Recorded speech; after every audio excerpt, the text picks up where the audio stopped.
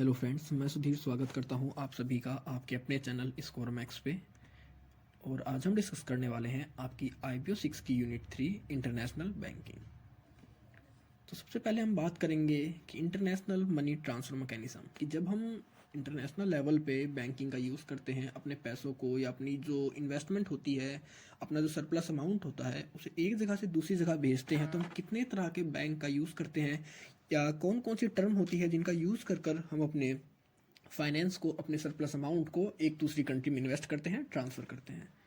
A bank entering in international banking business में enter through the one of the more of the following organisational forms.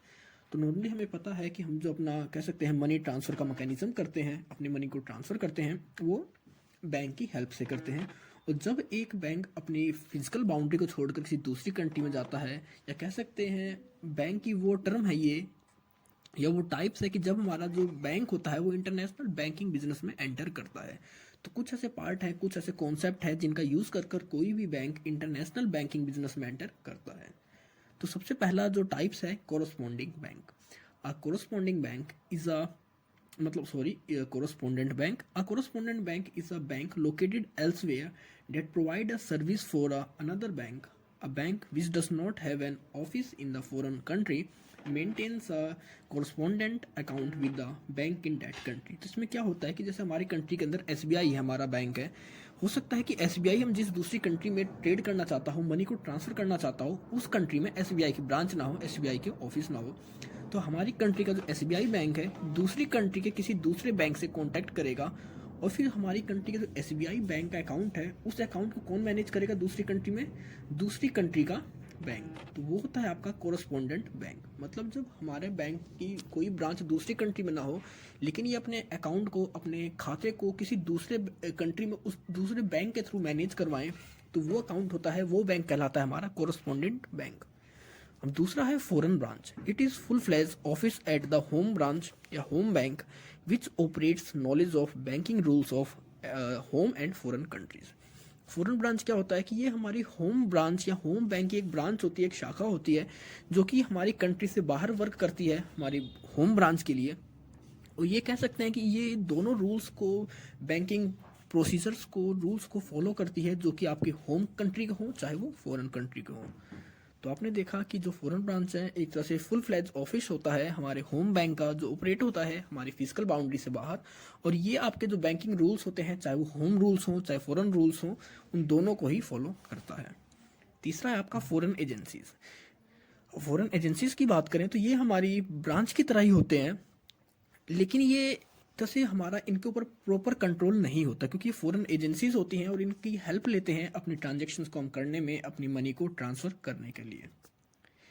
Next आपका foreign subsidiary bank. Foreign subsidiary bank की बात करें तो foreign subsidiary bank is a bank incorporated in a host country and operate under some rules as local domestic bank. In USA subsidiaries of US banks are called Edge Act और agreement corporation. तो foreign subsidiary bank होता क्या है कि इसके अंदर जो हमारा कॉरपोरेट करते हैं, इनकॉर्पोरेशन होता है हमारे बैंक का, हमारे बिजनेस यूनिट्स का, वो होस्ट कंट्री के अंदर होता है, और उसका जो ऑपरेट होता है, जो रूल्स रेगुलेशंस होते हैं उस दूसरी कंट्री के हिसाब से उन्हें फॉलो किया जाता है। मतलब आप समझ सकते हैं कि सब्सिडरी क्या होता है, जब कोई बैंक अपनी किसी ब्रांच को किसी दूसरी कंट्री के अंदर जाकर एस्टेब्लिश करे, कॉर्पोरेट करे, और उस कंट्री के हिसाब से, रूल रेगुलेशंस के हिसाब से अपने वहाँ पर जो भी उसकी ट्रांजेक्शन हो उनको करे, तो वो है हमारी फॉरेन सब्सिडरी बैंक। लास्ट आपका representative office. They are small office depend up to the provide advisory service to bank and customer and to expedite the services of correspondent bank. तो इनका काम क्या होता है कि ये नॉर्मली बहुत छोटे ऑफिस होते हैं, और इनका काम होता है कि बैंक सर्विस प्रोवाइड करना या एडवाइजरी प्रोवाइड करना बैंक को या कस्टमर्स को। ये अगर हम शॉर्ट टर्म में बात करें, सिंपल वे में बात करें, तो जो हमारा काम कोरस्पोंडेंट बैंक करता है वही काम हमारे ये रिप्रेजेंटेटिव ऑफिस भी करते हैं। तो ये कुछ टर्म्स थी जिनका यूज़ कर कर कोई भी बैंक इंटरनेशनल बैंकिंग बिजनेस के अंदर एंटर हो सकता है। अब बात करते हैं कि हम जब इंटरनेशनल लेवल पर ट्रांजेक्शन्स करते हैं, अपनी मनी को ट्रांसफ़र करते हैं, तो वहाँ पर हम दो तरह के अकाउंट्स का यूज़ करते हैं। तो एक होता है हमारा नोस्ट्रो अकाउंट और दूसरा होता है वोस्ट्रो अकाउंट। अगर अब हम नोस्ट्रो अकाउंट की बात करें तो हम इसे एग्जांपल से समझेंगे। तो सबसे पहले हमारे पास एक तरफ मैंने बैंक लिया है जो कि इंडियन बैंक है। तो ये बैंक जो है इंडिया का बैंक है, और ये बैंक है अमेरिका का।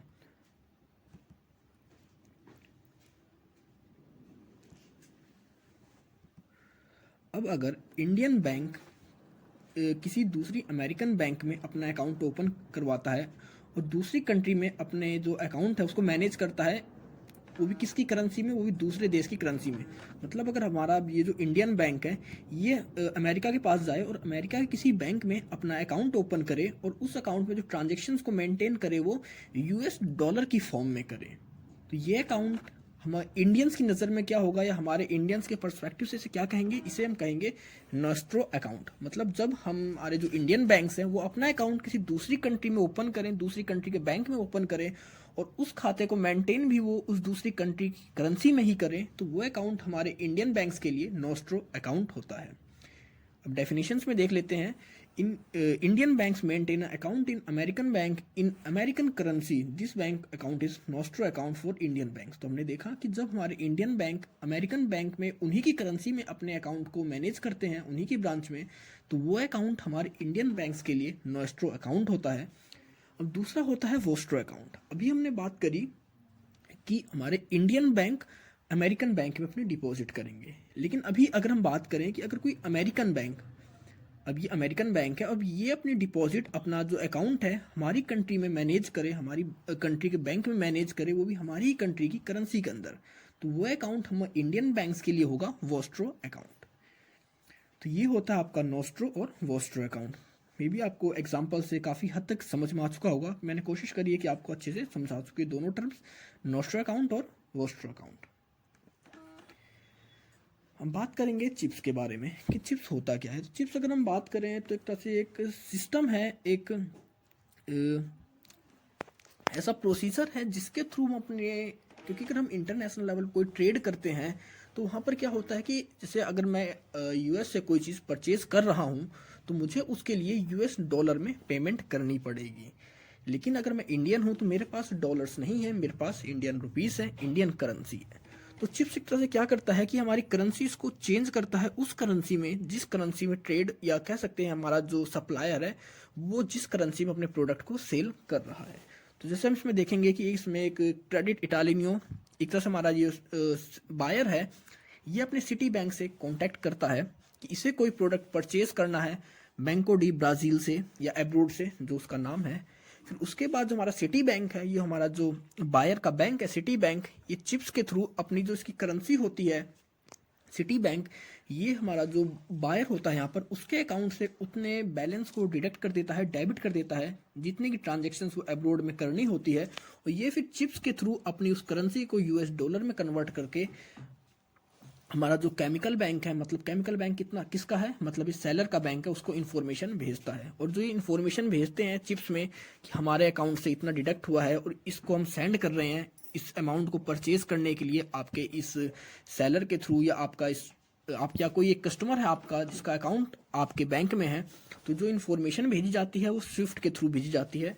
तो स्विफ्ट एक तरह का एक रूल्स है, रेगुलेशन से एक तरह का इस टेलीकम्युनिकेशन सिस्टम है जिसके थ्रू हम अपने इंटरनेशनल लेवल पे जो मॉनेटरी रिलेटेड हमारे ट्रांजेक्शन से मैसेज होते हैं, बैंकिंग मैसेज होते हैं मनी को ट्रांसफ़र करने के लिए, उनको ईजिली ट्रांसफ़र किया जा सके और उनको सेफली एक जगह से दूसरी जगह तक भेजा जा सके। तो चिप्स आपने देखा कि जैसे हमारा ये है बायर, इसे कोई प्रोडक्ट परचेज करना था हमारे बैंको द ब्राज़ील से, तो अब ये डायरेक्ट, ये कह सकते हैं कि अब ये दोनों डायरेक्ट एक दूसरे से ट्रेड नहीं कर सकते, क्योंकि ये तो डॉलर लेगा और ये आपका इंडियन करेंसी देगा। तो सबसे पहले ये अपने बैंक के पास जाएगा और बताएगा कि हाँ मुझे दूसरी कंट्री में ट्रेड करना है, मुझे अपनी पेमेंट करनी है। तो सिटी बैंक क्या करेगा, उनका जो चिप्स एक तरह का इंटरनेशनल ऑर्गेनाइजेशन है जो इस तरह की ट्रांजेक्शन्स को मैनेज करता है, तो सिटी बैंक सबसे पहले चिप्स को इन्फॉर्म करेगा। तो चिप क्या करेगा, चिप हमारा जो बायर है इसके अकाउंट को डेबिट कर देगा और हमारे एब्रोड के जो सेलर है उसके अकाउंट को क्रेडिट कर देगा। और ये इन्फॉर्मेशन किसको भेजेगा, ये हमारी केमिकल बैंक, मतलब जो हमारे सेलर का बैंक है उसको इन्फॉर्मेशन भेज देगा। और इसके अंदर ये ज़रूरी होता है कि आपका सेलर और बायर दोनों ही चिप्स के मेंबर हों, दोनों ही कंट्री के पास अपने स्विफ्ट कोड हो, तभी ये ट्रांजेक्शन्स हो पाती हैं। तो बात करेंगे कि चिप्स या कि हमने चिप्स देखे, एक तरह से एक सिस्टम है, एक तरह से एक इंस्टीट्यूशन है, ऑर्गेनाइजेशन है जो कि काम करता है इंटरनेशनल लेवल पर हमारे ट्रांजेक्शन्स को करने के लिए। अब बात करते हैं स्विफ्ट के बारे में। स्विफ्ट का मतलब क्या होता है, इसकी फुल फॉर्म क्या है?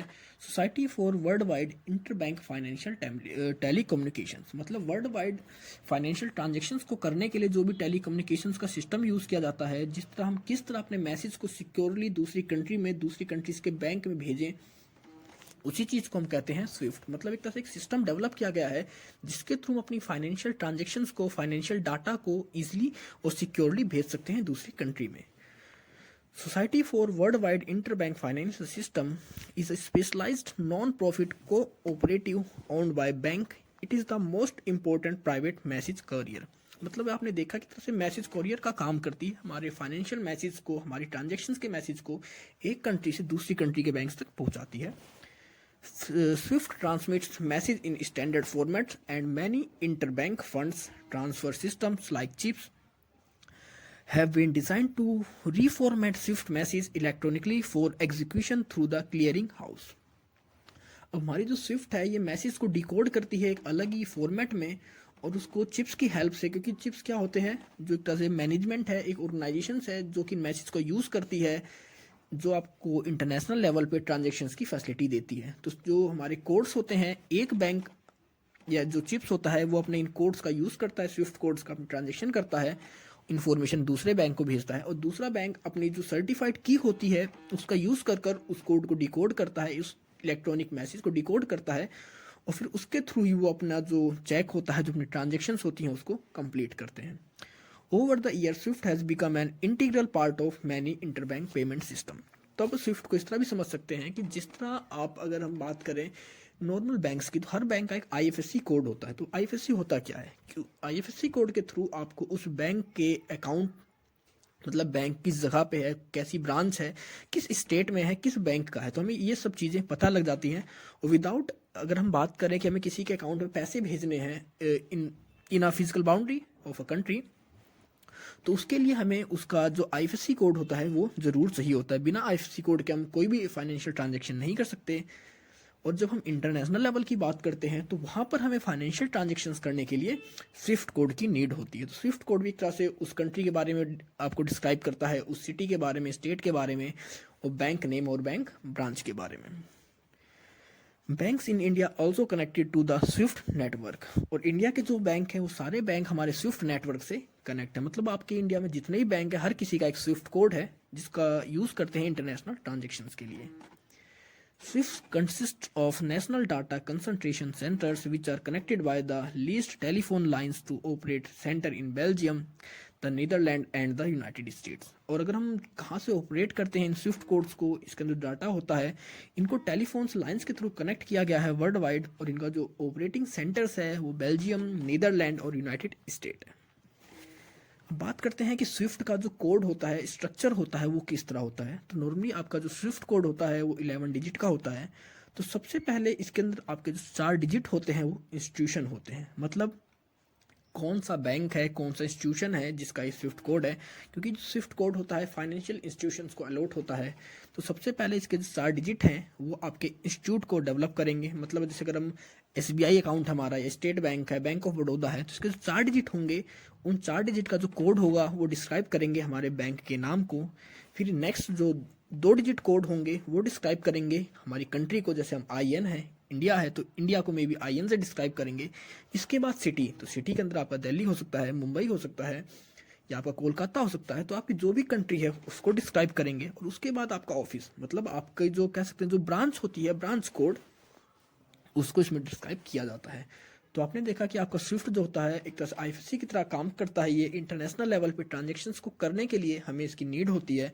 और स्विफ्ट जो होता है ये 11 डिजिट का होता है। फर्स्ट 4 डिजिट हमारे इंस्टीट्यूशंस को डिस्क्राइब करते हैं, उसके बाद के 2 डिजिट हमारी कंट्री को डिस्क्राइब करते हैं, उसके बाद के दो डिजिट आपकी सिटी, और लास्ट के 3 डिजिट्स हमारी ब्रांच को डिस्क्राइब करते हैं। तो ये था स्ट्रक्चर स्विफ्ट कोड का। अब इंटरनेशनल सिंडिकेट लैंडिंग एग्रीमेंट या अरेंजमेंट्स।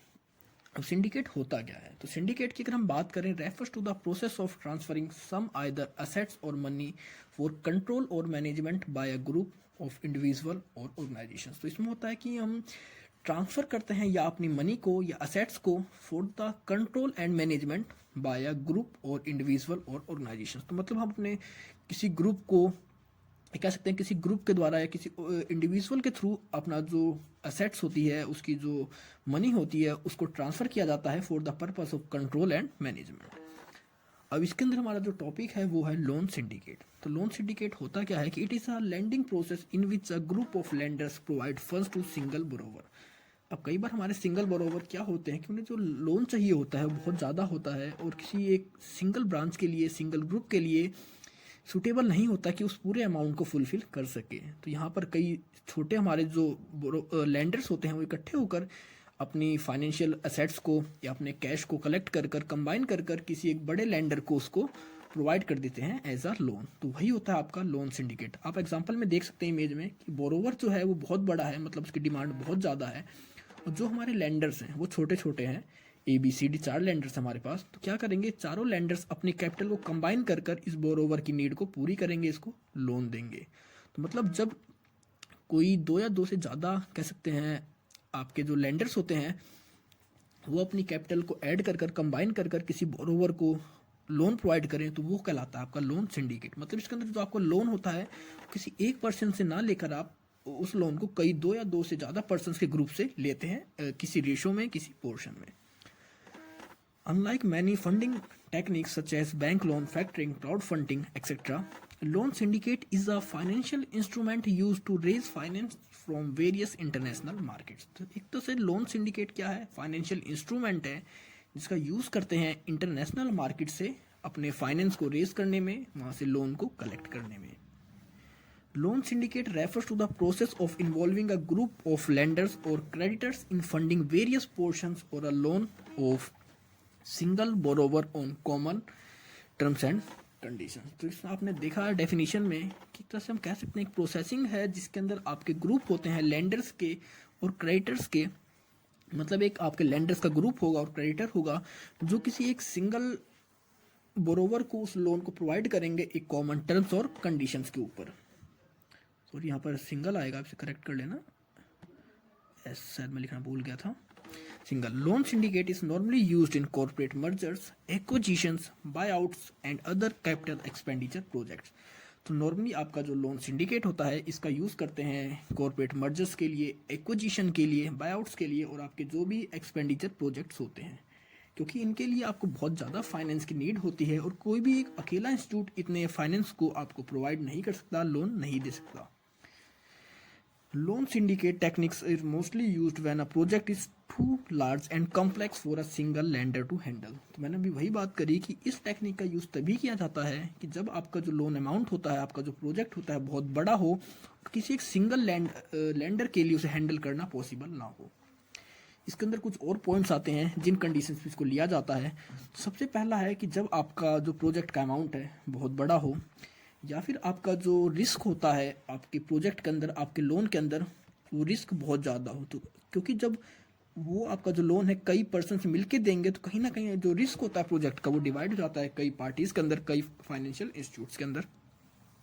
थर्ड आपका द कोलेट्रल में भी डिफरेंट लोकेशंस। अब आपका जो कोलेट्रल आप शो करते हैं बैंक के अंदर कि हाँ मैं इस प्रॉपर्टी को रखकर, इस असेट्स को रखकर लोन ले रहा हूँ, तो हो सकता है आपका जो प्रॉपर्टी है, असेट्स है, कोलेट्रल है, वो अलग अलग कंट्री में हो।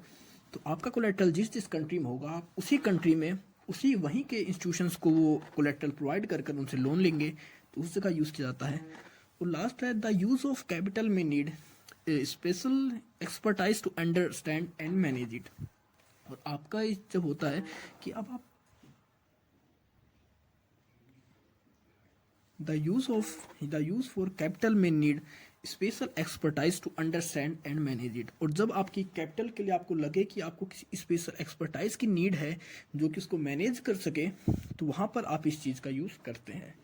नॉर्मली अगर हम बात करें लोन सिंडिकेट किस तरह हेल्प करता है हमारे फाइनेंशियल इंस्टीट्यूशंस की, तो bank reduce there risk through loan syndicate. क्योंकि अगर कोई प्रोजेक्ट है और बैंक को लगता है कि वो लॉस में चल रहा है, तो हो सकता है वो किसी ऐसे प्रोजेक्ट के लिए लोन फाइनेंस प्रोवाइड करेगा जिसके डूबने के या सक्सेस रेट बहुत ज़्यादा है। कह सकते हैं अगर किसी का सक्सेस रेट बहुत ज़्यादा है तो बैंक उसे लोन प्रोवाइड कर कर कहीं ना कहीं अपना जो रिस्क होता है वो कम कर लेगा। और दूसरा होता है कि आपका सबसे बड़ी मार्केट कौन सी है सिंडिकेट क्रेडिट के लिए।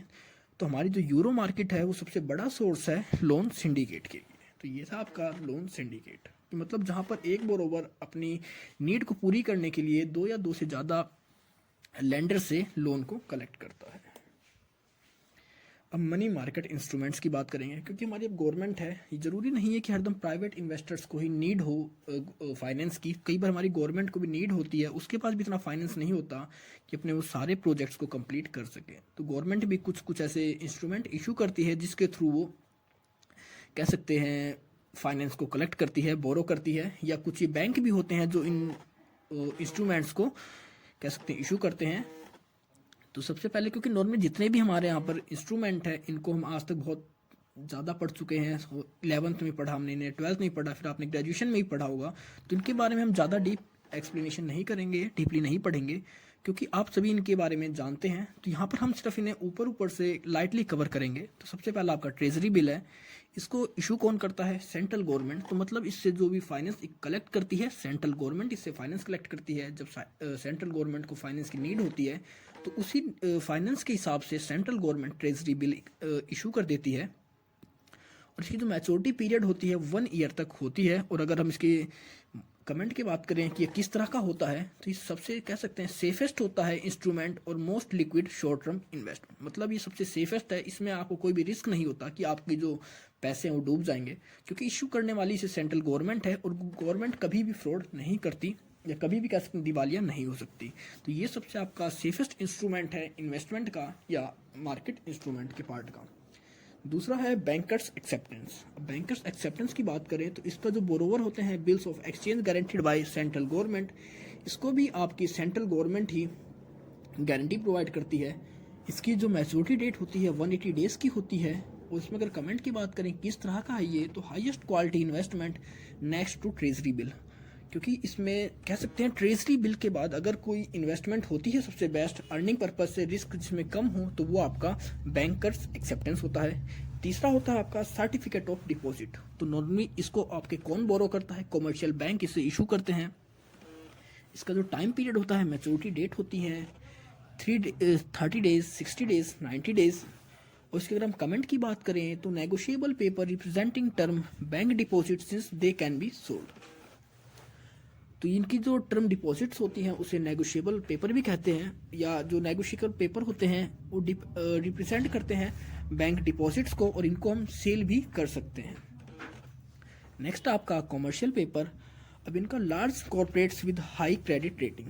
आपका जो कमर्शियल पेपर होते हैं इनके बोरोवर होते हैं या इनको इशू करने वाले होते हैं large corporates with high credit rating. मतलब जिन कॉर्पोरेट्स की, जिन कह सकते हैं एमएनसीज की बहुत ज़्यादा क्रेडिट रेटिंग हाई है, वो इन्हें इशू करते हैं। इनका जो टाइम पीरियड होता है मैच्योरिटी का वो होता है 30 days to 220 days to 70 days. अगर इसकी हम बात करें कि किस तरह का होता है, तो ये नेगोशिएबल होता है।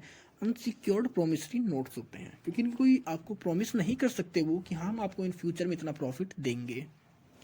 लास्ट आपका रीपर्चेज एग्रीमेंट। इन्हें इशू करते हैं, इनके बोरोवर होते हैं बैंक एंड फाइनेंशियल इंस्टीट्यूट्स। इनकी जो मैच्योरिटी डेट होती है ओवरनाइट, मतलब एक दिन से लेकर 15 दिन तक भी हो सकती है। और अगर इनके बारे में हम कमेंट की बात करें कि किस तरह के होते हैं ये, तो high quality usually government security place to raise fund with agreement of repurchase. मतलब ये हाईली सिक्योर होते हैं क्योंकि इनको गवर्नमेंट ही इशू करती है विद एन एग्रीमेंट कि इन फ्यूचर जब भी वो टाइम पीरियड होगा वो इन सिक्योरिटीज़ को या जो भी इंस्ट्रूमेंट है इनको दोबारा परचेज कर लेगी। तो ये हमारे मनी मार्केट इंस्ट्रूमेंट्स थे। अब prime landing rate and loan pricing. तो प्राइम लैंडिंग होता क्या है? जैसे आप प्राइम से समझ रहे हैं कि हमें कुछ एडिशनल फीचर मिलते हैं, जैसे हम कह सकते हैं कि आप यूट्यूब प्राइम मेंबरशिप की बात कर रहे हैं, अमेजन प्राइम मेंबरशिप की बात कर रहे हैं, या फिर आप किसी भी कंपनी के प्राइम मेंबर हैं। तो प्राइम से मतलब क्या होता है कि जब आपको कुछ एडिशनल बेनिफिट्स मिलते हैं, आपको कुछ कह सकते हैं बेटर चॉइस दी जाती है कंपैरिजन टू अदर, आपको बेटर सर्विसेज प्रोवाइड करी जाती है, तो वो होता है आपकी प्राइम मेंबरशिप कह सकते हैं तो प्राइम का जो वर्ड का जो मतलब है वो होता है, तो इसमें है prime landing rate. Prime landing rate मतलब ये रेट उनके लिए होता है जो कि बैंक के क्रेडिट वर्थी कस्टमर्स होते हैं। अब क्रेडिट वर्थी कस्टमर्स कौन होंगे?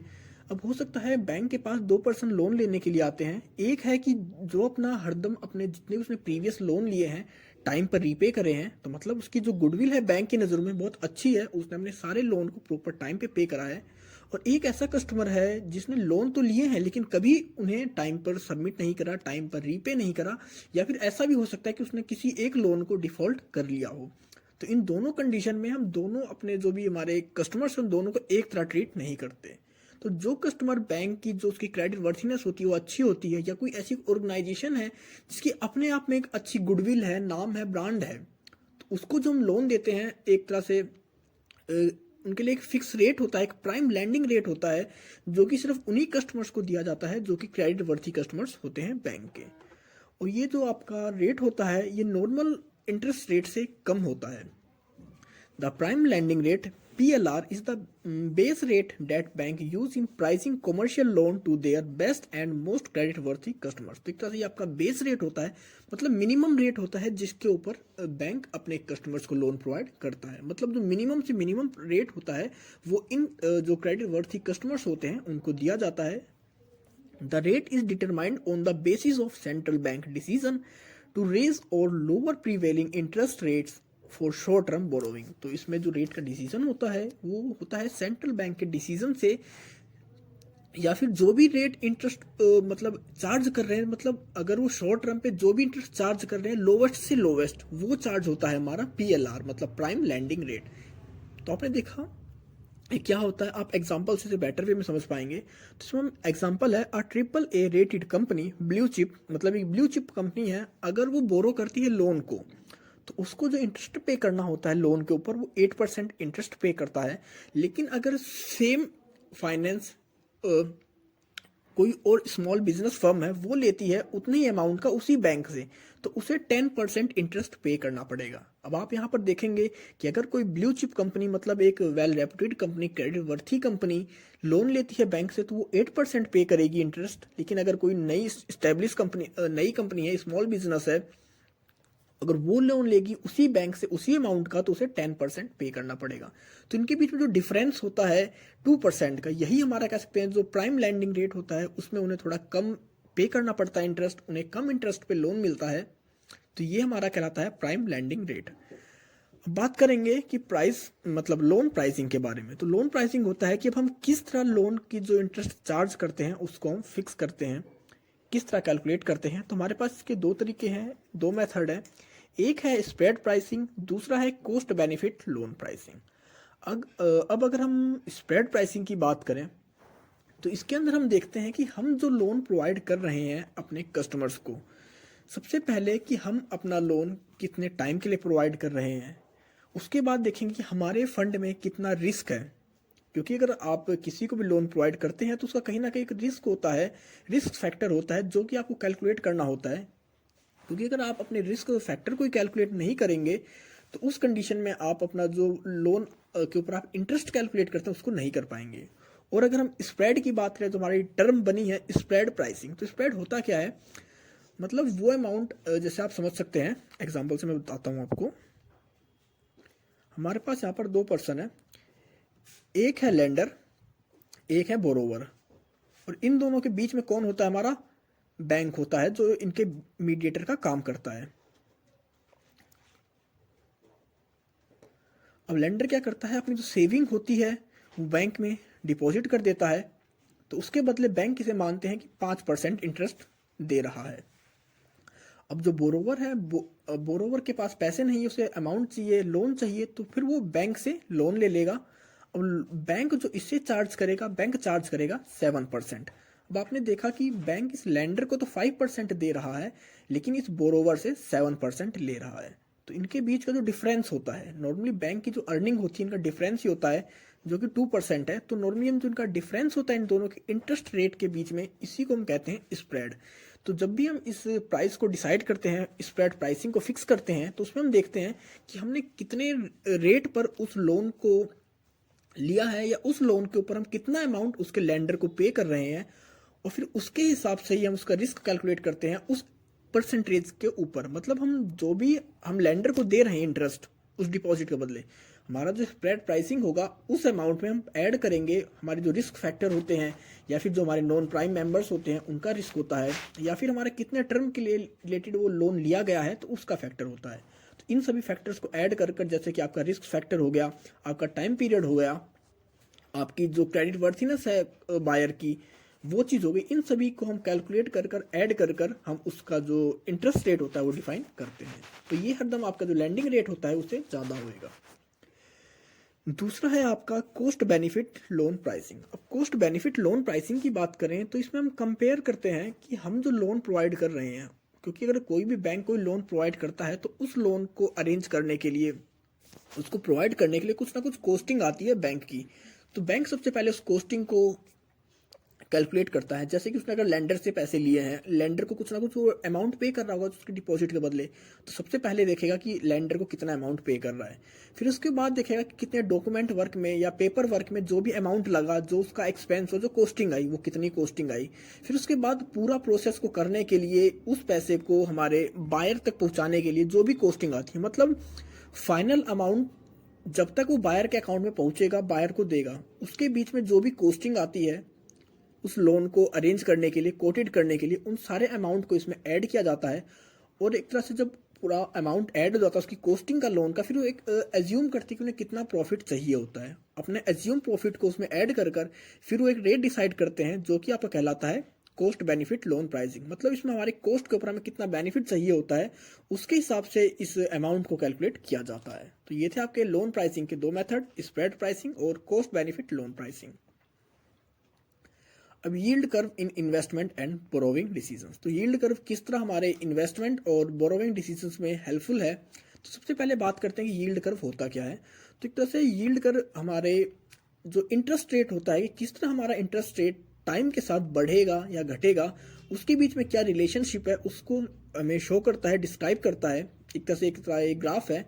A yield curve is an explanation of how interest rate differ according to the term to maturity of a loan or deposit। मतलब किस तरह आपकी जो मैच्योरिटी ऑफ पीरियड है और आपकी जो डिपॉजिट है वो दोनों एक दूसरे के ऊपर इफेक्ट करती हैं, और इन दोनों का इफेक्ट उसके जो इंटरेस्ट रेट है उस पर कैसे पड़ेगा।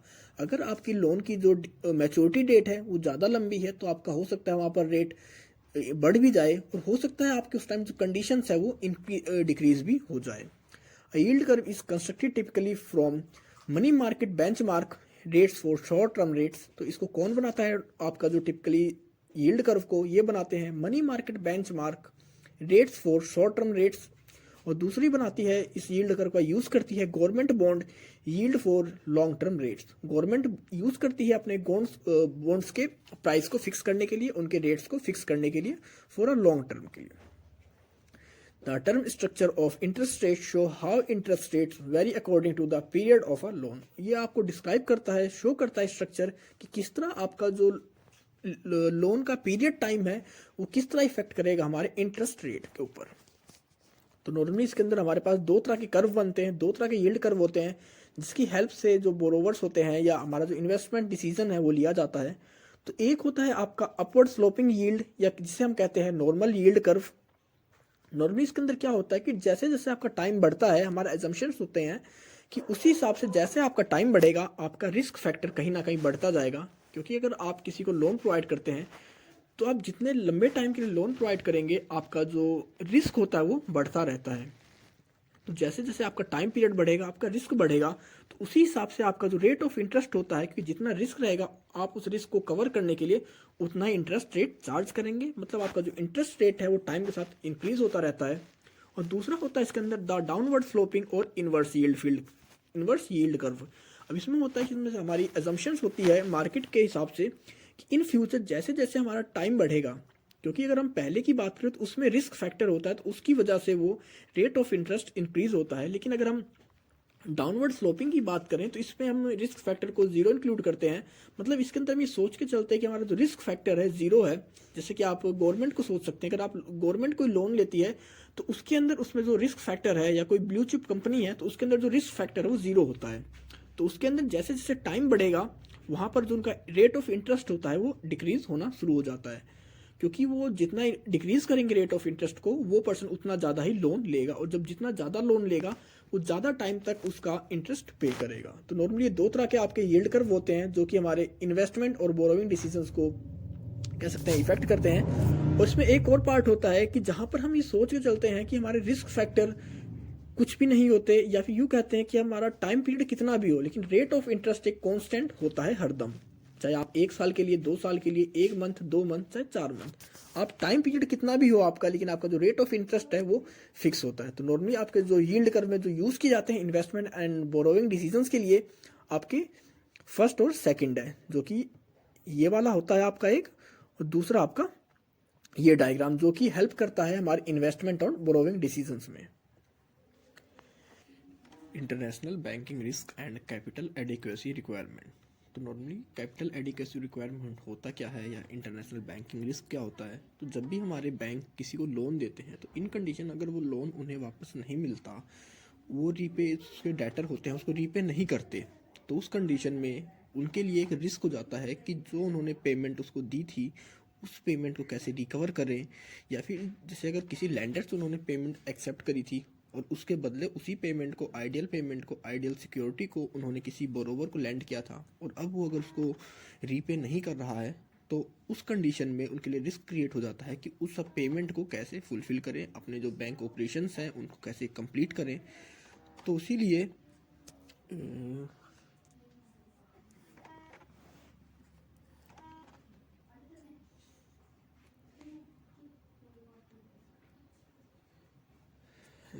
एक बार बैठ जाओ सारी, फिर फटाफट कर लो बचार, बैठ गए। International banking risk and capital adequacy requirement. तो इंटरनेशनल बैंकिंग रिस्क होता क्या है इसे हम एग्जांपल से समझ सकते हैं। तो आप एग्जांपल देख रहे हैं कि अगर कोई हमारे पास एक बैंक है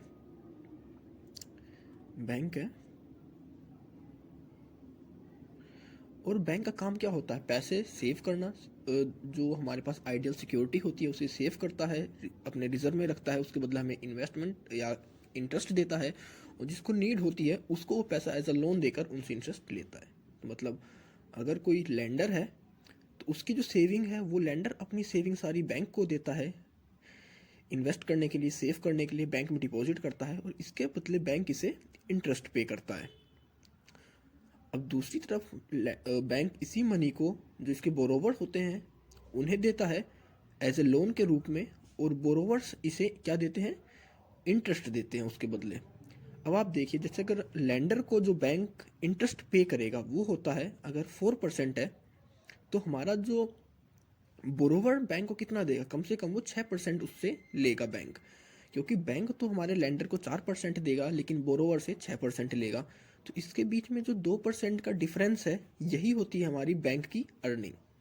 तो एग्जांपल आप समझ सकते हैं, आप सोच सकते हैं कि जैसे अगर किसी लेंडर ने बैंक को 100 रुपये डिपॉजिट के लिए दिए, 100 रुपीज़, और उसके बाद बैंक ने तो हमारे जो लेंडर था इसको 4% के हिसाब से इंटरेस्ट देना शुरू कर दिया, लेकिन अभी इन फ्यूचर में अगर हम देखें कि जो बोरोवर है, अब बैंक ने ये 100 रुपये बोरोवर को दे दिए होंगे, लेकिन अब बोरोवर इन 100 रुपये को देने से मना कर दे इन फ्यूचर में कि मैं वो 100 रुपये जो आपसे लिए थे मैं नहीं दूंगा। तो उस कंडीशन में क्या करेगा बैंक, क्योंकि बैंक तो फंस गया ना, क्योंकि बैंक को तो वो पैसे लेंडर को देने ही देने हैं और विद इंटरेस्ट देने हैं। तो इस तरह के रिस्क को फिलफिल करने के लिए, इस तरह के रिस्क को कवर करने के लिए एक कैपिटल एडिक्वेसी रिक्वायरमेंट की नीड थी, हमें एक मिनिमम कैपिटल की नीड थी जो कि ऐसे रिस्क को कवर कर सके। तो बात करते हैं हम कि कैपिटल एडिक्वेसी रिक्वायरमेंट क्या है। To reduce mortgage risk, international banking institution set a limit to reserve to fulfil future risk, it is calculated on future factors. तो ऐसे जो भी फ्यूचर रिस्क होते हैं उनको कम करने के लिए या घटाने के लिए हर बैंक के पास एक लिमिट डिसाइड कर दी गई कि मिनिमम से मिनिमम वो इतना कैपिटल अपने पास हरदम रखे, जिससे कि अगर कभी भी लेंडर उनसे अपनी कैपिटल की डिमांड करे, अपनी जो सेविंग उसने सेव करी थी, इन्वेस्ट करी थी, डिपॉजिट करी थी, उसकी डिमांड करे, तो बैंक तुरंत उसको चीज़ दे सके, वापस कर सके, रीपे कर सके। तो according to Basel agreement, the implementation of capital adequacy requirement in each country is administrated by the central banking authorities of the respective country. In India there is an administrated by the RBI या Reserve Bank of India. तो जो हमारे Basel agreement थे, Basel norms आए थे, उनके अंदर बात करी गई थी कैपिटल एडिक्वेसी रिक्वायरमेंट की, और इसमें डिसाइड किया गया था कि हर कंट्री का जो सेंट्रल बैंक है अपनी कंट्री के हर बैंक के अंदर एक जो उनकी कैपिटल एडिक्वेसी रिक्वायरमेंट होती है, एक लिमिट है जो कैपिटल को सिक्योर करने की, रिजर्व करने की, उसको मेंटेन करेंगे। तो इंडिया के अंदर हमारा आरबीआई है जो इस चीज़ का ध्यान रखता है कि सारे बैंक अपनी उस लिमिट को, उस रिजर्व को बनाए रखें। तो इन फ्यूचर हम जो रिजर्व रखते हैं उसमें किस किस तरह की कैपिटल को रखा जाता है। तो नॉर्मली जो बैंक रिजर्व अपने पास रखते हैं कि इन फ्यूचर अगर कोई लॉस जाता है, कोई रिस्क आ जाता है, तो उसको किस तरह कवर करेंगे। और नॉर्मली ये कैपिटल एडिक्वेसी रेशियो क्यों लाई गई या इसकी रिक्वायरमेंट क्यों थी, क्योंकि हमारे जो रिस्क फैक्टर होते हैं हमें नहीं पता कि फ्यूचर में किस तरह का रिस्क हमारे सामने आ जाए, तो उन रिस्क को फुलफिल करने के लिए ये रिजर्व बनाए गए थे। इस रिजर्व के अंदर बैंक दो तरह की कैपिटल को रखते हैं जिसका यूज़ करते हैं वो अपने फ्यूचर रिस्क को रिड्यूस करने के लिए। तो टायर 1 और जो हम कोर कैपिटल कहते हैं, इसके अंदर आपके कह सकते हैं जो परमानेंट और रेडली अवेलेबल सपोर्ट होता है जिसको कि बैंक तुरंत यूज़ कर सकते हैं लॉस के टाइम पे। मतलब अगर जैसे कोई बोरोवर है और वो फ्रॉड कर गया और उसी टाइम अगर लेंडर आकर अपनी मनी को मांगता है, अपने पैसे की डिमांड करता है, तो बैंक उस टाइम तुरंत उसको वो पैसे वापस कर सकते हैं। और उनके पास जो ये टायर 1 कैपिटल होती है या कोर कैपिटल होती है, ये कह सकते हैं अवेलेबल होती है, इस फॉर्म में होती है कि तुरंत उसको हमारे लेंडर को पे किया जा सके। This tier includes paid-up capital, statutory reserve, and other disclosed free reserve, capital reserve, including surplus arising out of sale. Proceeds of assets will also be reckoned for this purpose. Equity investment in subsidies, intangible assets, and loss in the current period and those brought forward from previous year will be deducted from Tier 1 capital। और इसके अंदर आपने देखा कि अगर कोई हमें previous year में लॉस होता है तो वो भी हमारा नेक्स्ट ईयर में हम ट्रांसफ़र कर देते हैं और फिर उसी करंट ईयर में हम उस रिस्क को, उस लॉस को कवर कर देते हैं। तो टायर 1 कैपिटल क्या होती है कि एक मोस्ट परमानेंट और रेडी अवेलेबल सपोर्ट है बैंक के लिए, जो कि वो अपने अनएक्सपेक्टेड लॉस को रिकवर करने के लिए करते हैं। नॉर्मली अगर कोई भी बैंक मैक्सिमम का यूज़ करता ही रहता है टायर 1 का, लेकिन अगर हम टायर 2 की बात करें, टायर 2 कैपिटल, सप्लीमेंट्री कैपिटल, ये कैपिटल वो होती है जब होता है ना कि रुको रुको जाओ, पोज ही दे रखा है, काट नहीं रहा।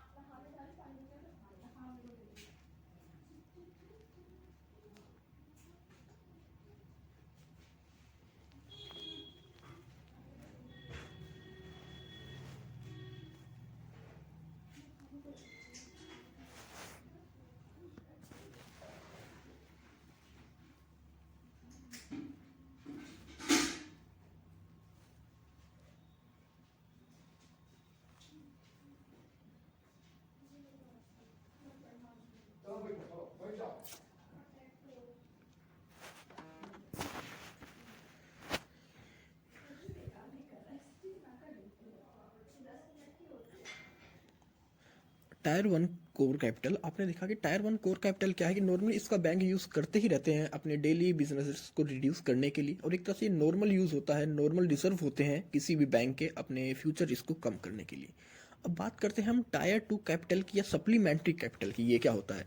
तो बैंक जब कहते हैं कि अपना टायर 1 यूज़ कर ले और उसके बाद भी उसके पास रिस्क बचे रहें और फिर भी अपने रिस्क को कंप्लीट ना कर पाए, उन रिस्क को रिड्यूस ना कर पाए, तो उस कंडीशन में बैंक क्या करता है? तो उस कंडीशन में जो कहते हैं ना कि लाइफ टाइम एक होता है कि सिर्फ आपके पास एक आखिरी मौका है, लास्ट चांस है किसी चीज़ को।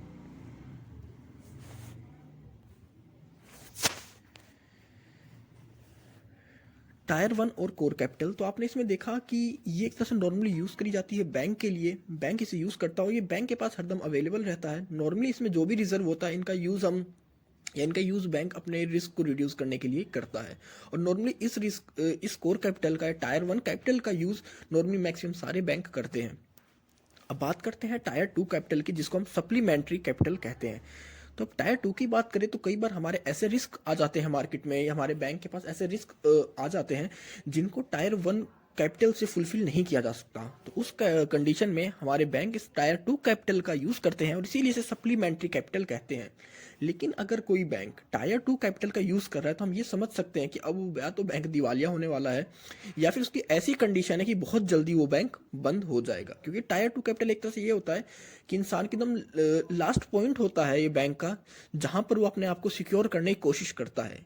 लेकिन अगर वो टायर 1 कैपिटल से अपने आप को सिक्योर नहीं कर पाया, अपने रिस्क खत्म नहीं कर पाया, और अगर वो टायर 2 कैपिटल का यूज़ करने लग रहा है, तो मतलब आप समझ सकते हैं उसकी बैंक की कंडीशन बहुत ख़राब है और जल्दी ही वो बैंक दिवालिया होने वाला है।